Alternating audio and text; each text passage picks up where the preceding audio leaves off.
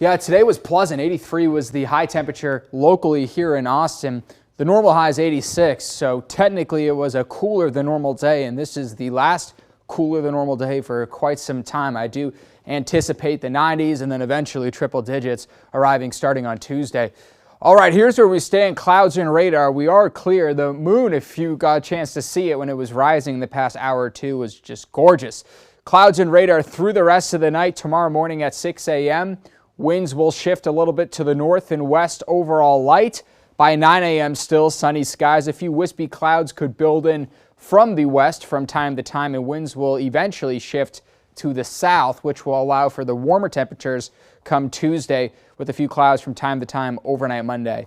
All right, here's the high temperatures tomorrow. 92 in Austin, 89 in Georgetown, 84 in Cameron, 87 in Giddings, 87 in Lampasas, 91 for Gillespie, Mason, Llano, and even portions of Burnett County down toward Blanco. By Tuesday, we're about 10 degrees warmer across the board. I'm going with 101 in Austin, 100 in Georgetown. This would be our first triple-digit day of the year. 101 in Lampasas, 105 in Llano. Notice the winds coming in out of the south, which is going to funnel in a lot of this hot temperatures. By Wednesday, all of us now over the century mark. 103 in Austin, 104 in Georgetown, 100 in Lee County, 107 in Llano, Mason, and San Saba counties. And computer models are continuing to trend hotter and hotter, so I wouldn't be surprised if tomorrow here at the First Warning Weather Center we bump that up to 104 through the midweek. Here's the 7-day high temperature trend. Keep in mind we should be in the mid-80s for this time of year.